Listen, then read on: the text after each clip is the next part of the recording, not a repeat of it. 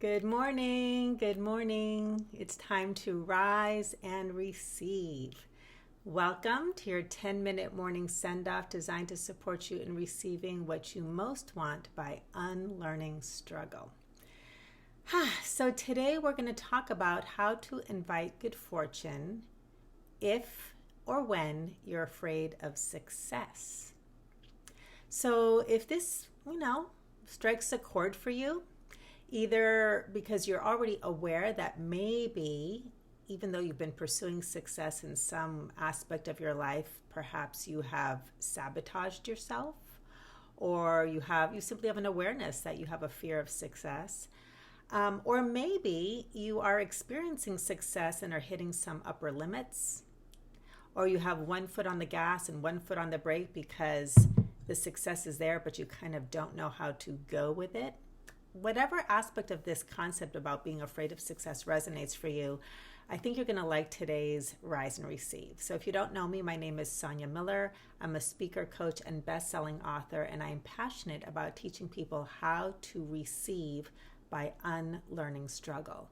Because in all of my years as a coach, many years now, I have learned that while many people are very good at working hard for their goals, dreams, they'll just pursue them and try to figure them out till the cows come home. If they are still waiting for their long overdue rewards, one of the key things that I've discovered is the cause of that, kind of the carrot that they can never catch, is that while they know how to work hard, they don't know how to receive. And receiving is its own very specific, concrete, and results-producing skill set. So, we're going to talk about how to invite good fortune when you're afraid of success, because what tends to happen for people is as they start to get wind of these receiving principles and they start unlearning struggle, receiving starts to happen. And they start receiving all kinds of amazing things. If they want a relationship, they start receiving movement, attraction, and relationship. And then it's kind of like, oh my gosh, what do I do with all this attention? And how do I handle it? Or they start to receive more money, or their business starts to grow. Things start to happen. And on the one hand, it's really exciting. But one of the common things that I see and hear is things like, well, how do I keep this? So there's this immediate fear of loss. It's like, well, I've got this going, and how do I keep it going? Or I'm afraid I'm going to, it's going to spin out of control. I don't know how to keep up. Or I'm going to lose my life to this success, because now I have all of this visibility and more demands and more responsibility and more expensive, so it's like we want the success. And so there tends to be two challenges around success. Either we're still seeking, and it always feels like this thing out on the horizon that we've been thinking about and working towards for a long time. So there's getting over that hump into the experience of success, which comes with unlearning struggle. Then the other type of hump that comes with success is when you're actually experiencing success and expanding into the new reality, the new you that you necessarily have to become to receive it, enjoy it, and if you want to flourish and keep going, how do I do this? This has not been my reality. I've known how to struggle. I haven't known how to continue to receive. So that's what we're going to talk about today. So as I do each morning, I pull one card from my brand new Receive card deck. And if you want to get your own, go to receiveCardDeck.com, put in your name and email, and I'll let you know when they're ready.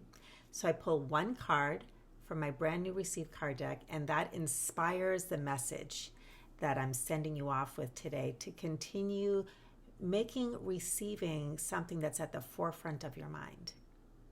And one of the reasons I love doing this every day is that part of why we struggle is that we over-rely on what I call the doing model of power, which is based in the hard work ethic, a whole lot of thinking, and a whole lot of doing, okay?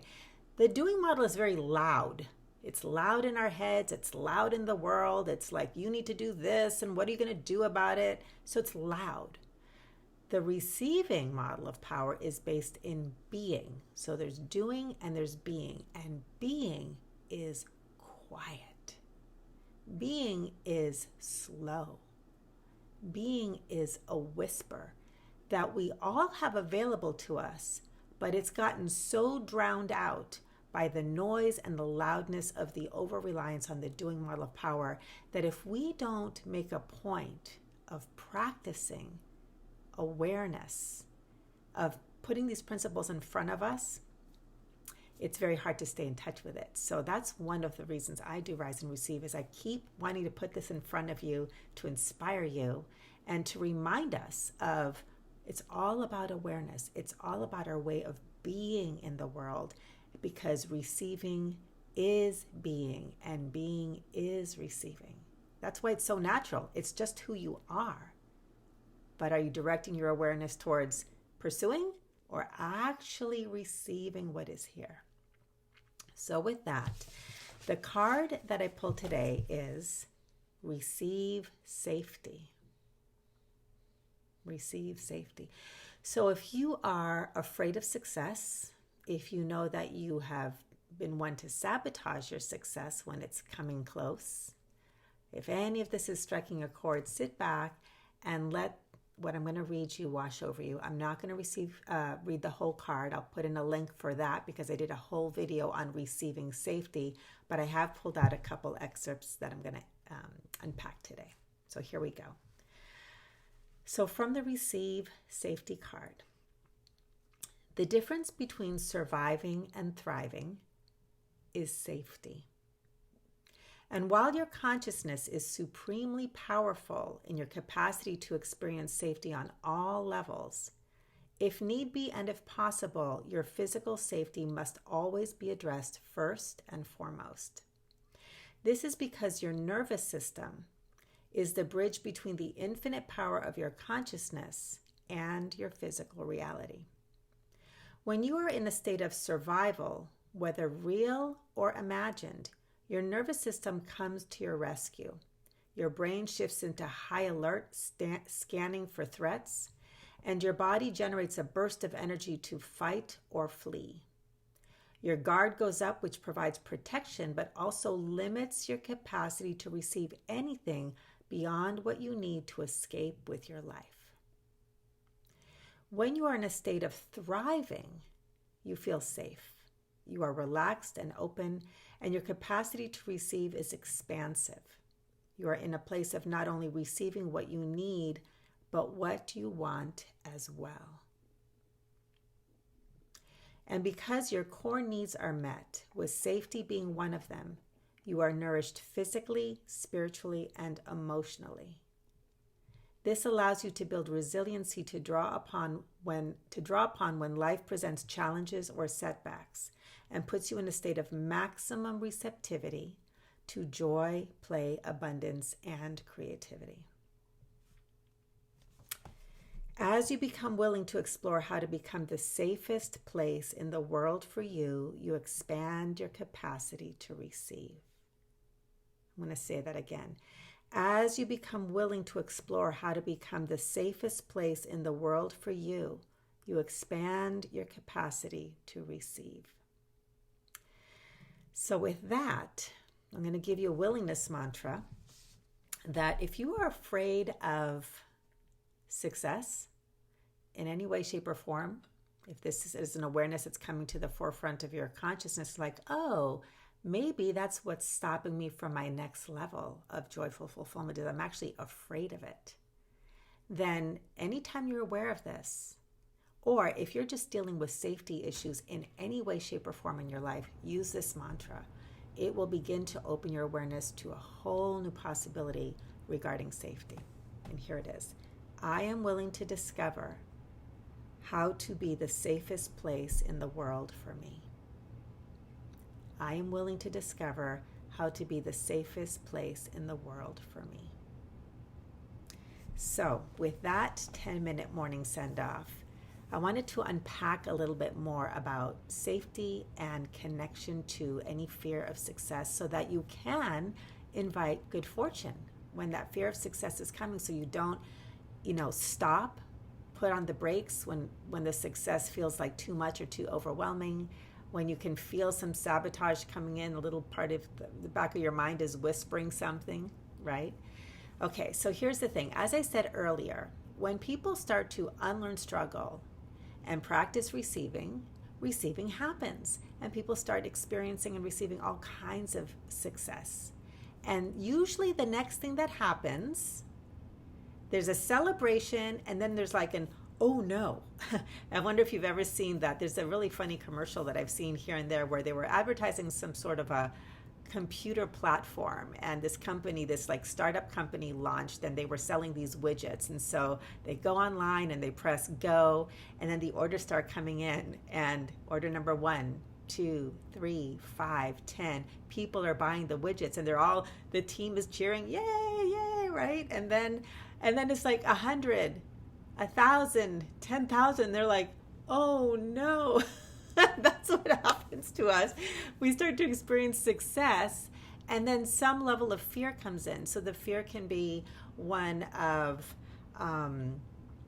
what was the first one I was thinking of? Oh, the first one usually is, I have success. How do I keep it? How do I hold on to it? Because immediately the mind goes into the fear of loss, right? So money comes in, and I'm going to have to pay a bill, or the IRS is going to take it, or you start to get more YouTube subscribers, and you got more and more visibility, and people are commenting, and how do I keep up with all the comments? And oh no, some people don't like me. So there's fear that comes with success. There's fear of being seen. There's fear of visibility. There's fear of, can I keep up? There's fear, right?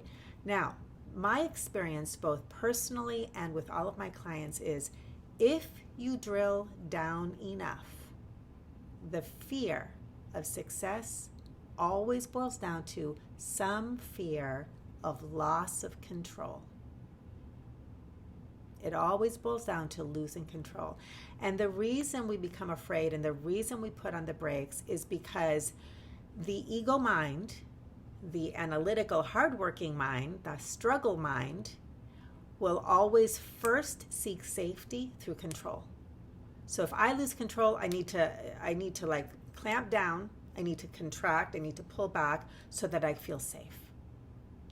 And what the receive card offers is an opportunity to look at how to tap into safety by letting go of the illusion of control. Because here's the thing, control's an illusion.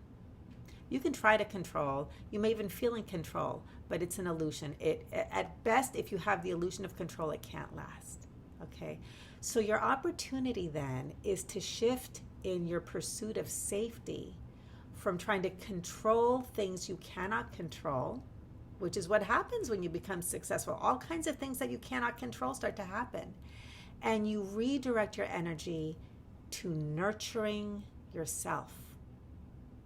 Whenever you're afraid, whenever there's fear, whatever that fear represents, you turn within and you learn how to nurture yourself as a path to becoming the safest place in the world for you.